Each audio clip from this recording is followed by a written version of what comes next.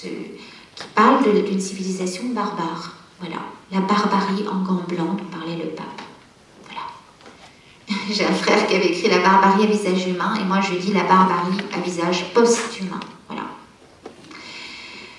Alors, tout ça paraît désespéré, mais non. Je pense... En fait, je suis très heureuse d'avoir été baptisée, parce qu'aujourd'hui, même dans l'épreuve, et Dieu sait que j'en ai eu,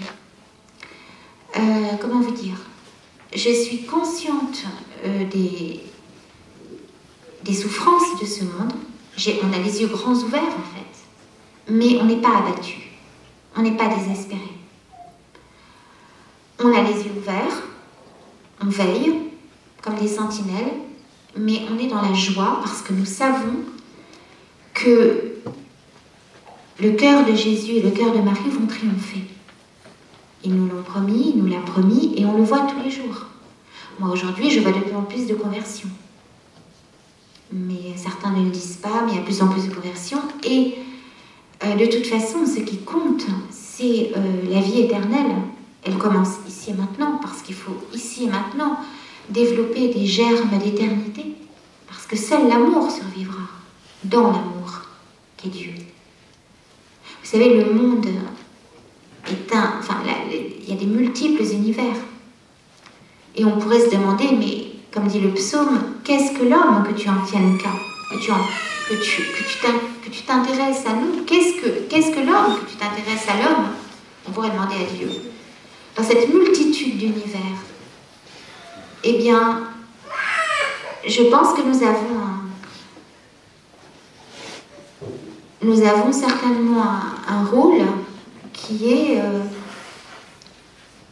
voilà, nous comprendrons quand nous serons de l'autre côté, mais en tout cas, cette éternité, elle commence ici, parce que seul l'amour pourra subsister dans l'amour de Dieu. Et c'est cet amour qui a créé les univers. Ceci dit, l'univers est très violent. Et dans le dernier livre, je ne peux pas en parler là, mais j'ai une petite intuition dans la prière sur le Big Bang. Voilà. Oui, voilà. On va arrêter là. On a le temps pour quelques questions ou pas? 5 minutes? 5 minutes. Merci beaucoup. Merci à vous.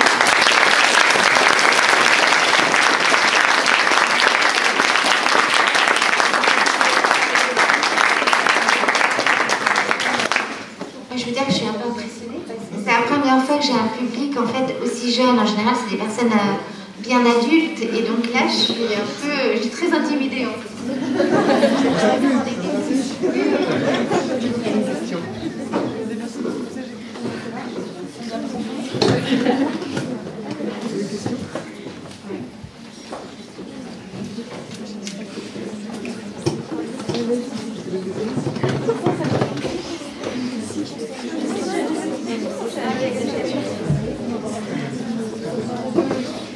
Est-ce que vous avez déjà eu un miracle, enfin vous avez vécu un miracle dans votre vie ou pas?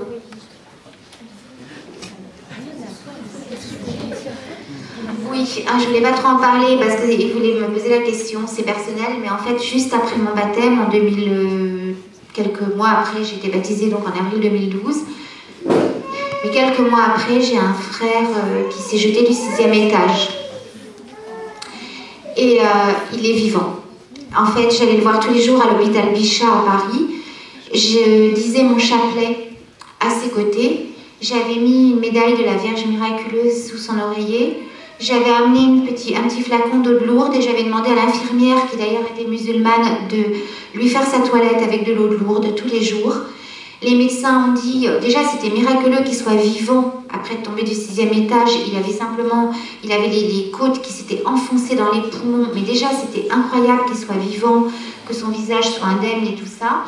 Mais les médecins ont dit, il va mourir, quoi. Il n'y a aucune chance, les poumons se sont enfoncés malgré les antibiotiques, il va faire infection sur infection, et en fait il est vivant.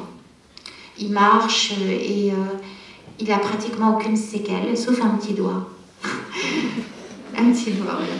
Et donc je faisais mon chapelet tous les jours. Donc tous les jours, on me prenait pour une folle, évidemment. Et moi, le médecin disait, mais c'est pas la peine de vous évertuer à faire ce chapelet, de toute façon, il n'y a aucune chance. Et moi, je lui disais, rien n'est impossible à Dieu. Je crois d'ailleurs que c'est pas une phrase que dit la Vierge de Lille Bouchard, Marie. Rien n'est impossible à Dieu, elle dit pas ça, non? Voilà, comment? Donc en fait, voilà, ce miracle, il est là, c'est que tomber du 6e étage et être vivant, franchement, il y avait un clochard dans mon quartier qui me disait, moi j'ai vu quelqu'un tomber du 1er, ça fait crac et il est mort, quoi. Pardon, je suis désolée. Donc, il faut remercier la Vierge parce que c'est, voilà. Donc ça, c'est un miracle. Le deuxième miracle, pour moi, c'est l'Eucharistie. Pour moi, le deuxième miracle, c'est l'Eucharistie. C'est un Dieu qui est corps et chair dans l'Eucharistie et qui se donne tous les jours. Combien de fois il m'est arrivé d'être fatiguée, déprimée, d'être pas bien, d'être parfois même agressive. Je communiais et après, je me sentais comme si j'avais plongé dans une piscine.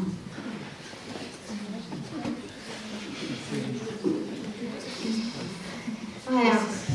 Une fois, j'avais mal aux dents, j'ai regardé la Vierge Marie aussi, et puis ma rage de dents est partie. Voilà, j'ai l'impression que vous me prenez un peu pour une dingue là-bas, non? Ça va? Les jeunes hommes là-bas, là. Quand je parlais des embryons, là, ils se disaient, mais... Non, mais je parle de ça parce que c'est très, très, très, très, très important. Voilà.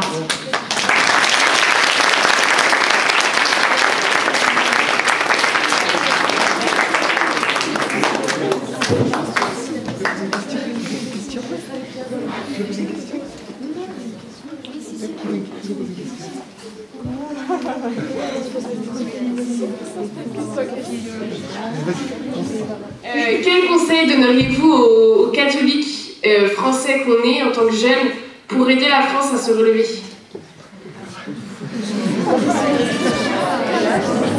De ne pas avoir peur. De ne pas avoir peur. Parce que je pense, comme Jean-Paul le disait, n'ayez pas peur, mais je pense que nous nous censurons nous-mêmes. Nous accusons toujours les autres de la censure. C'est la République, c'est de la faute de la République, c'est de la faute de ceci, c'est de la faute de cela, mais c'est nous des fois qui nous censurons aussi. Je pense qu'il ne faut pas avoir peur d'annoncer le Seigneur, mais d'une manière qui soit comme un libérateur. Pas quelque chose de... Comment vous dire? Par exemple, le dogme. Souvent, les gens disent « Ouais, l'Église, c'est trop dogmatique. » Moi, je leur dis « Écoutez, ça suffit. Hein. » Parce que, d'abord, le dogme, c'est quoi? C'est une méditation qui, à un moment, c'est un peu comme un... Vous savez, comme une équation mathématique. Pour arriver à l'équation mathématique, il a fallu vraiment rêver et avoir des intuitions fulgurantes pour arriver à simplifier ça dans une équation. Eh bien, le dogme, c'est pareil. Vous pouvez partir d'un dogme et aller dans des méditations infinies. Vous voyez ce que je veux dire? L'Immaculée Conception, par exemple, c'est un dogme. Mais qu'est-ce que ça veut dire? Réfléchissons. Péché originel, etc., etc. C'est quoi le péché originel? C'est pas faire l'amour, c'est pas ça du tout, c'est très beau de faire l'amour. L'amour, c'est merveilleux quand on s'aime. Le péché originel, c'est de vouloir prendre possession. C'est de s'adorer avant d'aimer Dieu. C'est de se regarder soi avant de regarder Dieu.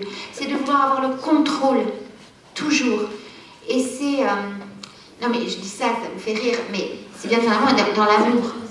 Parce qu'aujourd'hui, la pornographie abîme aussi l'amour, abîme l'acte charnel. Qu'est-ce qu'on nous dit quand on est chrétien? Vous dites, comment relever la France? Mais c'est intéressant, parce qu'un catholique, c'est pas une espèce de vieille fille coincée ou de petit mec coincé. Un catholique, un chrétien, c'est quelqu'un qui nous dit le corps, il est sacré. Le corps, c'est pas un monceau de chair. C'est pas... la Vierge Marie, par exemple, disait, je crois, à la Salette, arrêtez, comme les chiens, de vous acheter de la viande chez le boucher le vendredi. C'est déjà... Mais ça veut dire qu'on n'est pas... On voudrait faire de nous des espèces de je sais pas quoi. C'est un exemple, mais la pornographie, c'est un exemple. Donc être un chrétien, c'est quoi? C'est vous dire que vous avez de la valeur. Vous avez une immense... Plus que de la valeur, vous êtes infini. Votre valeur, elle ne se calcule pas. Et de dire ça à des athées, à toutes sortes de gens, à des gens d'autres religions, de dire, vous n'êtes pas, l'univers il est immense, mais il y a une intelligence en deçà de cela, qui a créé tout cela par amour, et nous, humains, nous avons un corps qui est un univers à lui tout seul, et ce corps, il est sacré. Ce corps, c'est un temple. Ce corps, c'est le lieu, c'est le tabernacle du Seigneur. Il nous considère tellement dignes de le recevoir qu'il s'est fait chair dans le sein de Marie, mais qu'il se fait Eucharistie pour que nous puissions le recevoir, nous aussi. Et ce corps, il est en train d'être profané, parce que l'âme et le corps sont liés. Vous voyez, il n'y a pas le corps et l'âme d'un côté. Et il est en train d'être profané dans ces laboratoires dont je vous parlais tout à l'heure, etc. Donc, comment relever la France? Eh bien, c'est d'être dans la joie, de parler de la famille, de créer des familles, de faire des enfants, de protéger l'enfance, de ne pas avoir peur d'annoncer Jésus comme un libérateur, comme le libérateur de l'être humain, comme celui qui nous dit « Tu as du prix à mes yeux et je t'aime », comme il est dit dans l'Ancien Testament. Et du prix au sens, justement, au sens non monnayable. Voilà. Nous sommes dans la trajectoire de la loi divine, mais pas dans cette loi sur cette loi jetée sur la loi du marché. Nous sommes des hommes libres parce que nous nous recevons de Dieu. Et Dieu, c'est... Voilà, c'est lui qu'on ne peut pas contenir. Il n'est jamais né, il n'a jamais été né. Vous savez, même les musulmans, je dialogue beaucoup avec eux. Ils nous disent, souvent, ils pensent que les chrétiens, que nous sommes des associateurs. Je leur dis, mais pas du tout. Dieu, Trinité, c'est pas trois dieux. C'est une unité indivisible. C'est la source incréée, le Verbe éternel. C'est cette énergie d'amour qui crée. Et l'Esprit Saint, c'est le baiser d'amour, comme disait saint Augustin, entre cette intelligence, cette source incréée et son verbe, son énergie. Son verbe, c'est-à-dire sa parole, c'est pas seulement dans le sens d'articulation, mais dans le sens d'énergie, quoi, d'énergie créatrice. On ne peut pas imaginer ce que c'est. Voilà. Un mathématicien vous dirait d'ailleurs que tout est mathématique, hein, que votre corps, vous pouvez le traduire en algorithme, par exemple. Donc ça veut dire que le Verbe éternel, la parole de Dieu, c'est que tout est... Voilà, il y a vraiment une intelligence, et la Trinité, c'est Dieu, c'est un Dieu indivisible.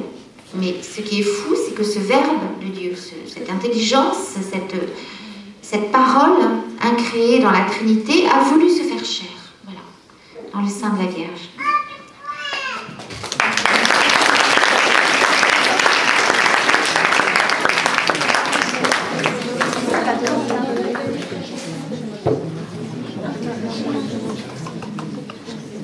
On va dire une petite prière d'action de grâce, si vous voulez, avant de se séparer.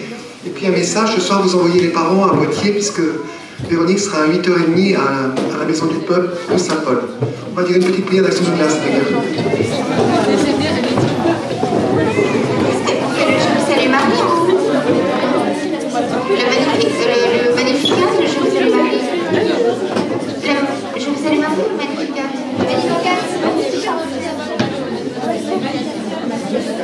Alors, qui commence à lire?